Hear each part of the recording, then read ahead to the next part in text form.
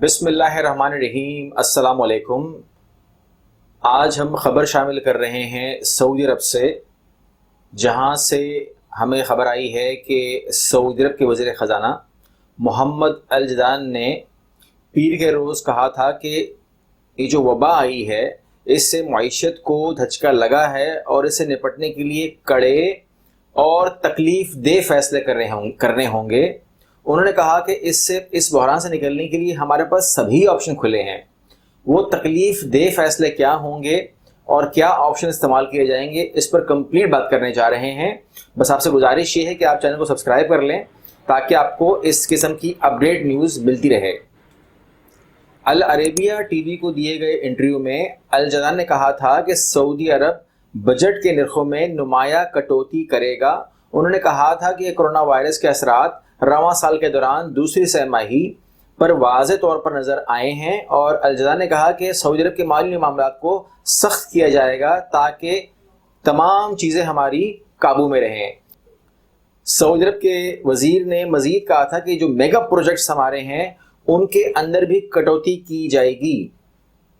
رواں سال مارچ میں سعودی عرب کے مرکزی بینکوں میں بیرونی زر مبادلہ کے ذخائر میں 20 برسوں میں سب سے زیادہ کمی محسوس کی گئی اور نوٹ کی گئی۔ سعودی عرب نے اپنی پہلی سہ ماہی میں اب تک 9 ارب ڈالر کا نقصان دیکھا ہے، اور الجدان کا کہنا ہے کہ وہ تقریباً 26 انہوں نے کہا تھا یعنی کہ ہم تقریباً 26 ارب ڈالر کا قرض لیں گے۔ سعودی عرب کے مالیاتی اتھارٹی نے منگل کے روز کہا تھا کہ مارچ میں سعودی عرب کی غیر ملکی زر املاک میں 464 ارب ڈالر کی کمی واقع ہوئی ہے۔ یہ گزشتہ 19 برسوں میں سب سے نچلی سطح ہے، اتنا کم کبھی نہیں ہوا، اور اس کی وجہ وہ صرف اور صرف اس وائرس کو دے رہے ہیں۔ سعودی کے وزیر خارجہ محمد الجدان نے کہا کہ اگلے اقدام اور فیصلوں پر غور کیا جا رہا ہے تاکہ نقصان کو پورا کیا جا سکے۔ وزیر خزانہ نے کہا کہ تیل کے علاوہ محصولات میں گراوٹ کے اثرات آنے والی سہ ماہی میں نظر آئیں گے۔ الجدان نے کہا کہ رواں سال کے آغاز میں تیل کی قیمت میں 60 ڈالر فی بیرل تھی، اور آج وہ جو قیمت ہے وہ 20 ڈالر فی بیرل سے بھی کم ہو رہی ہے، یعنی کہ یہ گراوٹ ہماری 50% سے زیادہ ہے۔ سعودی عرب نے اس وبا سے نپٹنے کے لیے بہت سارے شہروں میں لاک ڈاؤن کر رکھا ہے، جبکہ بعض جگہوں پر تو کرفیو لگا دیا گیا ہے۔ بین الاقوامی پروازیں مکمل طور پر بند ہیں۔ اس وجہ سے سعودی عرب کے تیل کے علاوہ آمدنی بری طرح متاثر ہوئی ہے، لوگ گھروں پر بند ہیں۔ سعودی وزیر خزانہ کے مطابق کورونا وائرس سے متعلق احتیاطی اقدامات کیے جانے کا سبب معاشی سرگرمیاں ٹھپ ہو کے رہ گئی ہیں، جس کی وجہ سے تیل کے علاوہ دیگر شعبوں سے بھی ہونے والی آمدنی ہماری تقریباً ختم ہو چکی ہے۔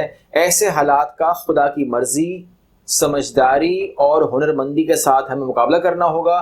ہمیں اس وبا سے نپٹنے کے لیے سارے راستوں کی تلاش میں ہیں۔ ایسے حالات میں جو ہمارے سامنے ابھی آئے ہیں، دوسری جنگ عظیم کے بعد ہم نے یہ حالت دیکھی ہے۔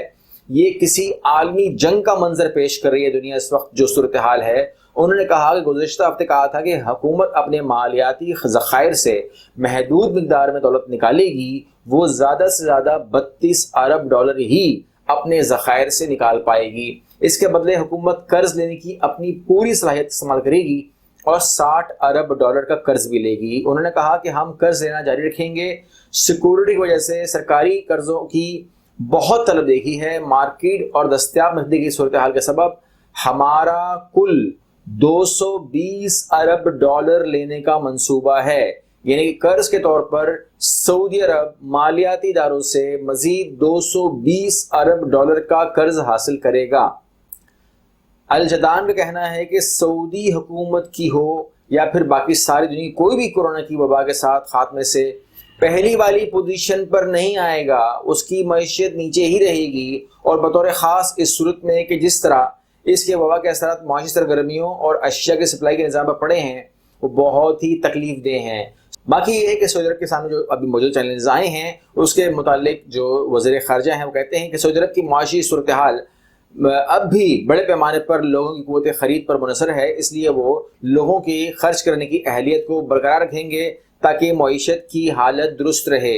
بہرحال انہوں نے کہا کہ اس سمت میں مزید اقدامات کیے جانے ہیں تاکہ یہ قائم رہ سکیں۔ انہوں نے کہا کہ عوامی مالیاتی سرمایہ کاری کو مزید مضبوط کرنے کے لیے حکومت کوشش کرے گی اور تقریباً 4-5 سال میں سے جو ہمیں کام کرنا ہے تو ہم اپنی جگہ پر شاید آ جائیں، لیکن اس کے مطابق ہم خرچ کم کر دیں گے، اپنے بجٹ کو جو اخراجات ہیں اسے کنٹرول کریں گے، لیکن سب ہمارے سامنے بہرحال پھر بھی سارے آپشن کھلے ہیں. ہم کوشش کریں گے کہ ہمارے جو معاملات ہیں وہ سیدھے ہوں. اور اس کے علاوہ انہوں نے کہا کہ جو ہمارے بڑے منصوبے ہیں، ہمارے میگا پروجیکٹس ہیں، اس کو بھی کٹ ڈاؤن کریں گے. خاص طور پہ جیسے آپ جانتے ہیں سعودی عرب کا ویژن 2030، اس کے اندر بہت بڑے بڑے منصوبے ہیں. وہ کہہ رہے ہیں یا تو ہم اس کو پینڈنگ میں ڈال دیں گے یا پھر ہم اس کو کٹ ڈاؤن ہی کر دیں گے، اس کو ہم نہیں کریں گے. یعنی کہ ویژن 2030 بہت بری طرح سے متاثر ہونے والا ہے.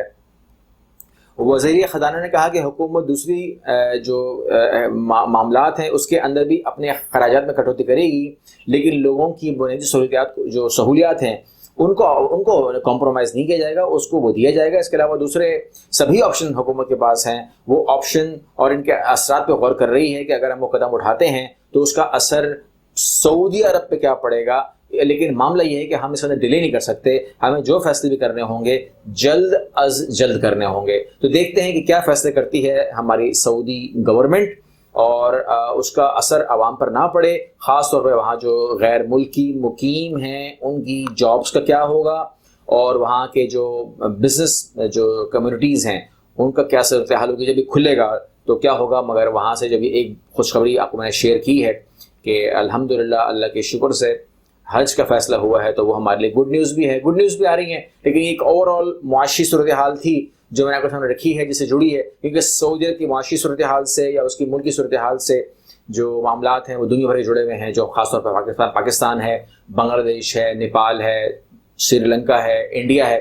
تو یہاں پر ہم بہت ڈیپینڈ کرتے ہیں، ہمارے بہت سارے بھائی کام کرتے ہیں، تو لہٰذا سعودی عرب کی معاشی صورتحال کے اوپر بات کرنا بنتا ہے. امید کرتا ہوں ویڈیو سے فائدہ ہوا ہوگا. اللہ حافظ.